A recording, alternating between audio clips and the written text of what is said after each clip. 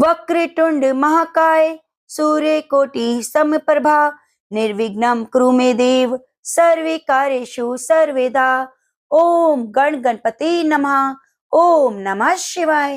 हरे कृष्णा। आप सभी भक्तों का दिन शुभ और मंगलमय हो। भगवान गणेश की कृपा सदैव आपके ऊपर बरसती रहे।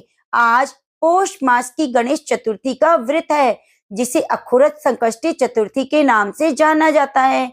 इस दिन चंद्रमा को जल अर्पित करके व्रत को पूर्ण किया जाता है। इस दिन गणेश जी के दर्शन और व्रत करने से बहुत ही पुण्य फल की प्राप्ति होती है।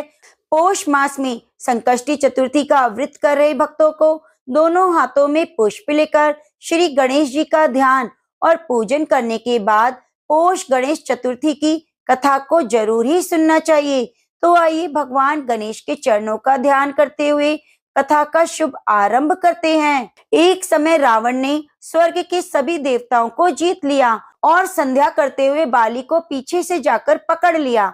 वानर राज बाली रावण को अपने बगल में दबाकर किष्किंधा नगरी ले आए। अपने पुत्र अंगद को खेलने के लिए खिलौना दे दिया। अंगद रावण को खिलौना समझकर रस्सी से बांधकर इधर उधर घुमाते थे। इससे रावण को बहुत कष्ट और दुख होता था। एक दिन रावण ने दुखी मन से अपने पितामह पुलस्त्य जी को याद किया।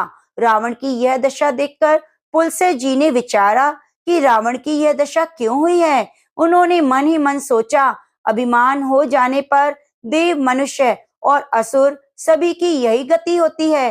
पुलस्त्य ऋषि ने रावण से पूछा, तुमने मुझे क्यों याद किया? रावण बोला, पितामह, मैं बहुत दुखी हूँ। मेरे नगरवासी मुझे धिक्कारते हैं। अब आप ही मेरी रक्षा करें। रावण की बात सुनकर पुलस्त्य जी बोले, रावण, तुम डरो नहीं, तुम इस बंधन से जल्द ही मुक्त हो जाओगे। तुम विघ्न विनाशक श्री गणेश जी का व्रत करो। पूर्व काल में वृत्तासुर की हत्या से छुटकारा पाने के लिए इंद्रदेव ने इस व्रत को किया था, इसलिए तुम भी करो। तब पिता की आज्ञा के अनुसार रावण ने भक्ति पूर्वक व्रत किया और बंधन रहित हो अपने राज्य को प्राप्त किया। पौष मास की इस चतुर्थी का व्रत जो भी करता है उसे सफलता अवश्य मिलती है और संतान की चाह रखने वालों की मनोकामनाएं पूरी होती हैं। आज के दिन भगवान गणेश का पूजन करके उन्हें तिल गुड़ के लड्डू और दूर्वा चढ़ाने से भक्तों के सभी कष्ट दूर हो जाते हैं और जीवन में समृद्धि भरा आशीर्वाद प्राप्त होता है। अखुरत चौथ व्रत रखने से जीवन में निरंतर समृद्धि आने लगती है। इस दिन भगवान गणेश के मंत्रों का उच्चारण जरूर करना चाहिए और गणेश चालीसा को भी सुनना चाहिए। तो आज मैं आपको सुनाऊंगी कथा के अंत में गणेश चालीसा का पाठ। तो प्रिय भक्तों, आप कथा के साथ जुड़े रहिए। अब आइए सुनते हैं चतुर्थी व्रत की दूसरी कथा। एक बार भगवान शिव और माता पार्वती नर्मदा नदी के किनारे बैठे थे। वह माता पार्वती ने भगवान शिव से समय व्यतीत करने के लिए चौपड़ खेलने को कहा। शिव चौपड़ खेलने को तैयार हो गए, परंतु इस खेल में हार जीत का फैसला कौन करेगा, यह प्रश्न उनके सामने उठा। तो भगवान शिव ने कुछ तिनके एकत्रित कर उनका एक पुतला बनाकर उनकी प्राण प्रतिष्ठा कर दी और पुतले से कहा, बेटा, हम चौपड़ खेलना चाहते हैं, परंतु हमारी हार जीत का फैसला करने वाला कोई नहीं, इसलिए तुम बताना कि हम दोनों में से कौन जीता और कौन हारा। उसके बाद भगवान शिव और माता पार्वती का चौपड़ खेलना शुरू हो गया। यह खेल 3 बार खेला गया और संयोग से तीनों बार माता पार्वती की जीत हुई। खेल समाप्त होने के बाद बालक से हार जीत का फैसला करने को कहा गया, तो उस बालक ने महादेव को विजयी बताया। यह सुनकर माता पार्वती क्रोधित हो गई और क्रोध में उन्होंने बालक को लंगड़ा होने, कीचड़ में पड़े रहने का श्राप दे दिया। बालक ने माता पार्वती से माफी मांगी और कहा कि यह मुझे अज्ञानतावश ऐसा हुआ, मैंने किसी द्वेष भाव से ऐसा नहीं किया। बालक द्वारा क्षमा मांगने पर माता ने कहा, यहाँ गणेश पूजन के लिए नाग कन्याएं आएंगी, उनके कहे अनुसार तुम गणेश व्रत करो, ऐसा करने से तुम मुझे प्राप्त करोगे। यह कहकर माता पार्वती शिव जी के साथ कैलाश पर चली गई। 1 वर्ष बाद उस स्थान पर नाग कन्याएं आईं। तब नाग कन्याओं से श्री गणेश के व्रत की विधि मालूम करने पर उस बालक ने 21 दिन लगातार गणेश जी का व्रत किया। उनकी श्रद्धा से गणेश जी प्रसन्न हुए और बालक को मनवांछित फल मांगने को कहा। उस पर बालक ने कहा, हे विनायक, मुझ में इतनी शक्ति दीजिए कि मैं अपने पैरों से चलकर अपने माता पिता के साथ कैलाश पर्वत पर पहुंच सकूं। यह देखकर प्रसन्न हो, तब बालक को वरदान देकर गणेश जी अंतर्ध्यान हो गए। इसके बाद वह बालक कैलाश पर्वत पर पहुंच गया और कैलाश पर्वत पर पहुंचने की अपनी कथा उसने भगवान शिव को सुनाई। चौपड़ वाले दिन से माता पार्वती शिव जी से विमुख हो गई थी, अतः देवी के रुष्ट होने पर भगवान शिव ने भी बालक के बताए अनुसार 21 दिनों तक गणेश जी का व्रत किया। इस व्रत के प्रभाव से माता पार्वती के मन में भगवान शिव से जो नाराजगी थी वह समाप्त हो गई। तब यह व्रत की विधि भगवान शंकर ने माता पार्वती को बताई। यह सुनकर माता पार्वती के मन में भी अपने पुत्र कार्तिकेय से मिलने की इच्छा जागृत हुई। तब माता पार्वती ने भी 21 दिन तक गणेश जी की पूजा अर्चना की। दूर्वा फूल लड्डुओं से गणेश जी का भोग किया। व्रत के 21वें दिन कार्तिकेय स्वयं माता पार्वती से आ मिले।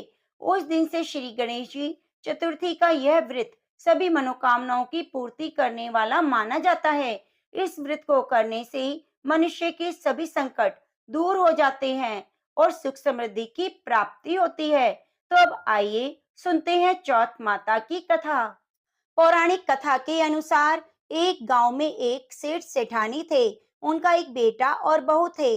बहू सबको भोजन कराकर फिर स्वयं भोजन करती। एक पड़ोसन ऐसी भी थी जो रोज पूछती, बहू आज क्या बनाया, क्या खाया?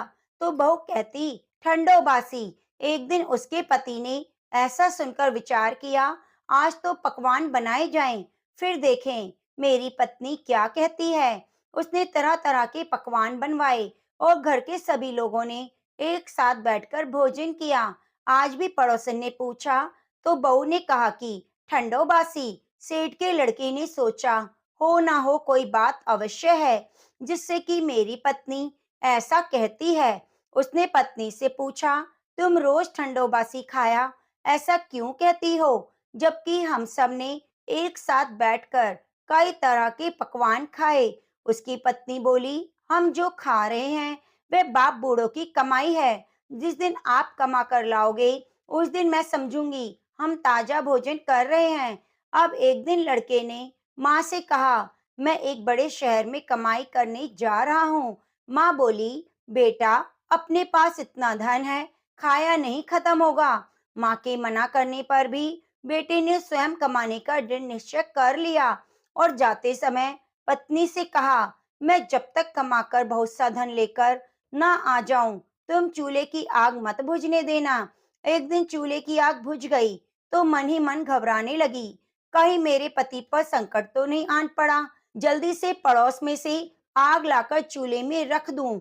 ऐसा विचार करके पत्नी पड़ोस में गई। वहां पड़ोसन चौथ माता का व्रत और पूजन कर रही थी। पड़ोसन ने कहा, थोड़ी देर में आकर ले जाना। तो बहू ने पड़ोसन से पूछा, आप यह व्रत क्यों करती हैं, क्या मिलता है? पड़ोसन ने कहा, चौथ माता के इस व्रत को करने से अन्न धन लक्ष्मी मिलती है और मनोकामनाएं पूरी होती हैं। अब बहू भी चौथ माता का व्रत करने लगी। दीवार पर उसने चौथ माता का चित्र बनाया।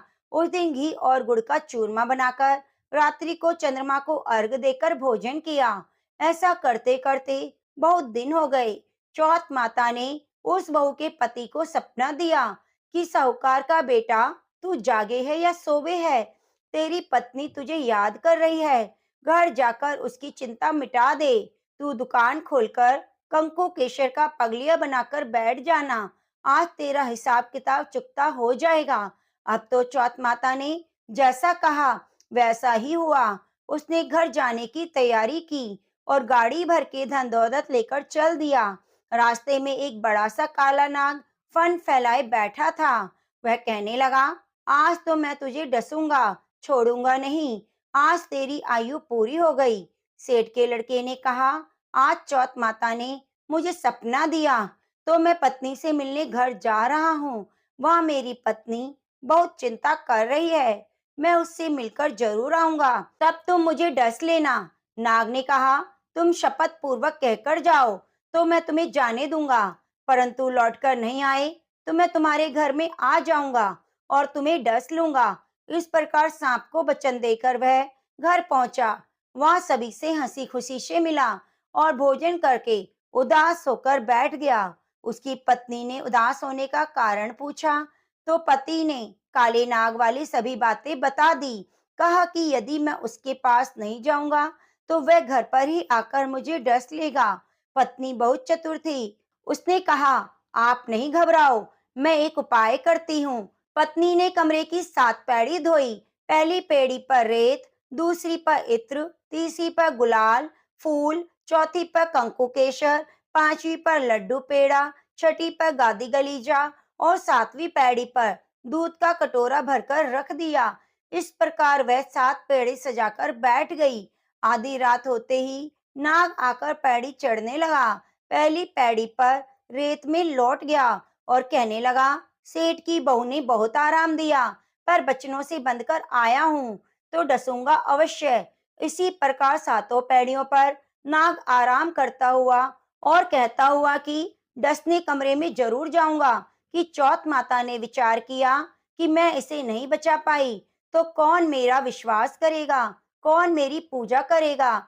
तो चंद्रमा जी और चौथ माता ने उसे बचाने का विचार किया। चंद्रमा ने उजला किया, चौथ माता ढाल बनी और गणेश जी ने तलवार लेकर नाग को मार दिया, ढाल से ढक दिया। अब बहू भी थकी हारी सो गई। लोग बेटे से मिलने आए, परंतु बेटा बहू तो उठे नहीं थे। बहुत देर हो गई तो माँ उन्हें उठाने गई, तो माँ ने 7 पैड़ियों पर जो कुछ देखा वे बहुत घबराई और बेटा बहू को आवाज लगाई। बेटा बहू उठे तो देखा एक ढाल तलवार वहां पड़ी है। ढाल उठाई तो काला नाग मरा हुआ पड़ा था। बेटा बहू ने सोचा कि आज तो धर्म कर्म ही सामने आ गया, जो भगवान गणेश और चौथ माता ने हमारी रक्षा की है। चौथ माता, जैसे आपने सेठ के बहू बेटे की रक्षा करी, वैसे सबकी करना। हे चौथ माता, आपकी कथा को जो भी सुने, हुंकारा बने, जो भी कथा को कहे, उसकी सभी विघ्नों को दूर करना। तो प्रेम से बोलो, चौथ माता की जय। प्रिय भक्तजनों, अब आइए सुनते हैं भगवान गणेश के विघ्नहर्ता स्वरूप की कथा। इस कथा को सुने बिना चौथ माता के व्रत की कथा अधूरी मानी जाती है, इसलिए आप कथा को पूरा अवश्य सुनिए। प्रेम से बोलो, गौरी पुत्र गणेश की जय हो। एक समय की बात है, भगवान श्री हरि विष्णु का विवाह लक्ष्मी जी के साथ तय हुआ। विवाह की तैयारियां जोरों शोरों से होने लगी। सभी देवी देवताओं को निमंत्रण पत्र भेजे गए, परंतु गणेश जी को निमंत्रण नहीं दिया गया। इस तरह निमंत्रण पत्र देते वह शादी की तैयारियां करते करते शादी वाला दिन आ गया। बारात जाने का समय हो गया। सभी देवता अपनी पत्नियों के साथ विवाह में उपस्थित हुए, तो उन सब ने देखा कि गणेश जी कहीं पर दिखाई नहीं दे रहे। तो वे सारे के सारे आपस में चर्चा करने लगे, क्या बात है, गणेश जी को न्योता नहीं दिया गया या फिर गणेश जी आए ही नहीं। सभी को यह जानकर बड़ी हैरानी हो रही थी। तभी सभी ने विचार किया, चलो विष्णु जी के पास चलते हैं और उन्हीं से पूछते हैं। तो विष्णु जी के पास जाकर उन्होंने कहा, हम आपसे एक बात पूछना चाहते हैं कि आपने गणेश जी को बुलाया या नहीं। फिर वे अपनी इच्छा से आए ही नहीं। तो विष्णु जी कहने लगे, गणेश जी के माता पिता को हमने न्योता भेज दिया है, अगर वे आना चाहते हैं तो उनके संग आ जाएंगे, अलग से न्योता देने की जरूरत नहीं।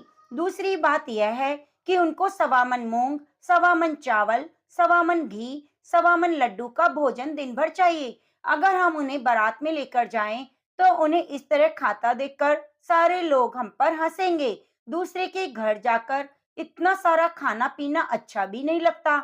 इस तरह बात चल रही थी तो किसी ने सुझाव दिया कि अगर गणेश जी आ जाएं तो क्या द्वारपाल बनाकर घर पर बिठा देना, कह देना कि तुम घर का ध्यान रखना। गणेश जी को यह नहीं लगेगा कि उन्हें बुलाया नहीं।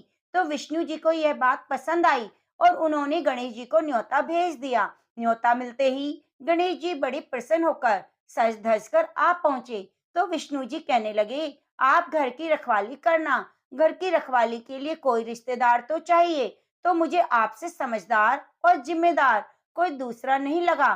तो यह सुनकर गणेश जी बहुत प्रसन्न हुए और गणेश जी को घर की रखवाली के लिए बिठा दिया। बारात वहां से चल दी। नारद जी ने देखा गणेश जी दरवाजे पर बैठे हैं और बारात सारी चली जा रही है। तो वे गणेश जी के पास गए, पूछने लगे, तुम बारात में क्यों नहीं जा रहे? तो गणेश भगवान कहने लगे, मुझे तो घर की जिम्मेदारी दी है, कोई समझदार आदमी घर की रखवाली के लिए होना चाहिए, इसलिए मैं यहाँ पर रुक गया हूँ। तो नारद जी कहने लगे, उन्होंने आपका अपमान किया है, विष्णु जी तो आपको बुला ही नहीं रहे थे। जब सबने पूछा तो वे कहने लगे कि उनके कान बड़े बड़े, सूंड मोटी मोटी, पेट बड़ा बड़ा, यह देखकर लोग हंसेंगे। और उनका खाना कितना है, 1.25 मन लड्डू, 1.25 मन चावल, 1.25 मन घी। बारात में ले जाकर मेरे ससुराल वालों की तो बदनामी होगी। बारात में देखो कैसे बाराती आए हैं। तो ये सुनते ही गणेश जी को बहुत गुस्सा आया। नारद जी कहने लगे, अब आप ही बताओ मैं क्या करूं? नारद जी ने कहा, आप ऐसा करो कि आपकी मूषक सेना को आगे भेज दो, उनसे कहना आगे जाकर सारा रास्ता खोद डाले, जिससे उनके वाहन धरती में धंस जाएंगे। इस तरह से परेशान होंगे तो वे आपको सम्मान पूर्वक बुलाएंगे, क्योंकि विष्णु जी भूल गए हैं कि आप सर्वप्रथम पूजनीय हैं। तो गणेश जी ने नारद जी के कहते ही अपनी मूषक सेना को जल्दी से आगे भेज दिया और कहा कि सारी जमीन को खोद कर देना। तो चूहों ने जैसा गणेश जी ने बोला वैसा ही किया। जैसे ही विष्णु जी की बारात वहां से गुजरने लगी तो रथों के पहिए धरती में धंस गए। लाख कोशिश की परंतु पहिए ना निकले। सभी ने अपने अपने उपाय किए पर पहिए नहीं निकले, सभी जगह से टूट गए। अब किसी की समझ में नहीं आ रहा था कि वह क्या करे। उधर शादी का मुहूर्त निकला जा रहा था तो विष्णु जी बड़े ही परेशान थे। तब नारद जी वहां पहुंचे और कहा कि आप लोगों ने गणेश जी का अपमान करके अच्छा नहीं किया है। यदि उन्हें मनाकर लाया जाए तो आपके कार्य सिद्ध हो जाएंगे और आप पर आया संकट टल जाएगा। शंकर भगवान ने अपने दूत नंदी को भेजा। नंदी गणेश को लेकर आए। गणेश जी का आदर सम्मान के साथ पूजन किया। तब जाकर कहीं रथ के पहिए निकले। निकल तो गए पर जगह जगह से टूट फूट गए। अब उन्हें सही कौन करे? पास के खेत में एक खाती काम करता था। उसे समाचार भेजा गया कि सारे रथों के पहिए सही कर दो। वे अपने खेत का काम छोड़कर कारीगर का सारा सामान लेकर वहां आ गया। जैसे ही वह रथ के पास बैठा तो कहने लगा, श्री गणेशाय नमः। ऐसा कहकर गणेश जी की मन ही मन वंदना करने लगा। देखते ही देखते गणेश जी ने सभी पहियों को थोड़ी देर में ठीक कर दिया। तो वह देखकर नारद जी से कहा कि मैं आपसे एक बात पूछना चाहता हूँ कि आपने श्री गणेशाय नमः क्यों कहा? तो खाती ने कहा, हे देवताओं, आपने सर्वप्रथम गणेश जी को नहीं मनाया होगा, ना ही पूजा की होगी, इसलिए संकट आया। तो नारद जी विष्णु भगवान से कहने लगे, हमने गणेश जी को सर्वप्रथम पूजनीय बनाया था और आज ही हम उन्हें भूल गए। हमसे मूर्ख और अज्ञानी कौन हो सकता है? तो ये सुनते ही विष्णु भगवान गणेश जी से माफी मांगते हैं और गणेश जी की पूजा करते हैं, उनका ध्यान करते हैं। फिर सारे मिलकर गणेश जी का जयकारा लगाते हैं। यह सब देखकर गणेश जी बहुत प्रसन्न होते हैं और नारद जी भी गणेश जी की ओर देखकर मंद मंद मुस्कुराने लगते हैं। बारात वहां से चल पड़ी। भगवान विष्णु और लक्ष्मी का विवाह धूमधाम से संपन्न हुआ। वे सकुशल घर लौट आए। इसलिए कोई भी व्रत, पूजा पाठ हो, गणेश भगवान को जरूर याद करना चाहिए। ज्यादा समय नहीं तो एक छोटी सी कहानी सुनकर भी शुभ आरंभ कर सकते हैं। तो प्रेम से बोलो गणेश भगवान की जय। जय गणपति सद्गुण सदन, कविवर बदन कृपाल, विघ्न हरन मंगल करण, जय जय जय गिरिजा लाल। जय जय गणपति राजू, मंगल भरण करण शुभ काजू। जय गज बदन सदन सुखदाता, विश्व विनायक बुद्धि विधाता। वक्र तुंड सुचि सुंड सुहावन, तिलक त्रिपुंड भाल मन भावन। राजित मणि मुक्तन उर्माला, स्वर्ण मुकुट सिर नयन विशाला, पुस्तक पाणि कुठार त्रिशूलम, मोदक भोग सुगंधित फूलम, सुंदर पीतांबर तन साजित, चरण पादुका मुनि मन राजित, धनी शिव सुवन षडानन भ्राता, गौरी ललन विश्व विधाता, रिद्धि सिद्धि तव चमर डुलावे, मूषक वाहन सोहत द्वारे, कहो जन्म शुभ कथा तुम्हारी, अति सुचि पावन मंगलकारी, एक समय गिरिराज कुमारी, पुत्र हेतु तब कीना भारी, भयो यज्ञ तब पूर्ण अनुपा, तब पहुँचो तुम धरि द्विज रूपा, अतिथि जानी के गौरी सुखारी, बहुविधि सेवा करे तुम्हारी, अति प्रसन्न है तुम वर दीना, मातु पुत्र हित जो तप कीना, मिलहि पुत्र तु ही विद्या विशाला, बिना गर्भ धारण यही काला, गणनायक गुण ज्ञान निधाना, पूजित प्रथम रूप भगवाना, अस कही अंतर ध्यान रूप है, पलना पर बालक स्वरूप है, बनी शिशु रुदन जमहि तुम ठाना, लखी मुख सुख नहीं कौरि समाना, सकल मगन सुख मंगल गावै, नपते सुरन सुमन वर्षावै, शंभु उमा बहुदान लुटावै, सुर मुनि जन सुत देखन आवै, लखी अति आनंद मंगल साजा, देखन भी आए शनि राजा, निज अवगुण गुनी शनि मन माही, बालक देखन चाहत नाही, गिरिजा कछु मन भेद बढ़ायो, उत्सव मोर न शनि तुहि भायो, कहने लगे शनि मन सकुचाई, का करियो शिशु मोहि दिखाई, नहीं विश्वास उमा कर भयो, शनि सो बालक देखन कहयो, पड़तहि शनि दृग कोण प्रकाशा, बालक सिर उड़ी गयो आकाशा, गिरिजा गिरि विकल है धरणी, सो दुख दशा गयो नहीं बरनी, हाहाकार मचो कैलाशा, शनि कीनो लखी सुत को नाशा, तुरत गरुड़ चढ़ी विष्णु सिधाई, काटी चक्र सो गज सिर लाए, बालक के धड़ ऊपर धार्यो, प्राण मंत्र पढ़ शंकर डार्यो, नाम गणेश शंभु तब कीने, प्रथम पूज्य बुद्धि निधि दीने, बुद्धि परीक्षा जब शिव कीना, पृथ्वी की प्रदक्षा लीना, चढ़े सड़ानन भर में भुलाई, रची बैठे तुम बुद्धि उपाई, चरण मातु पितु के धर लीने, तिनके साथ प्रदक्षिण कीने, धनी गणेश के ही शिव ये हर्षे, नपते सुरन सुमन बहु वर्षे, तुमरी महिमा बुद्धि बढ़ाई, शेष सहस मुख सके ना गाई, मैं मतिहीन मलिन दुखारी, करूं कौन विधि विनय तुम्हारी, भजते राम सुंदर प्रभु दासा, लग प्रयाग ककरा दुर्वासा, अब प्रभु दया दीन पर कीजे, अपनी शक्ति भक्ति कुछ दीजे, यह गणेश चालीसा का पाठ करे ध्यान, नित्य नव मंगल ग्रह वशे, लहे जगत सन्मान, संवत अपन सहस्त्र दश, ऋषि पंचमी दिनेश, पूरन 40 भय, मंगल मूर्ति गणेश।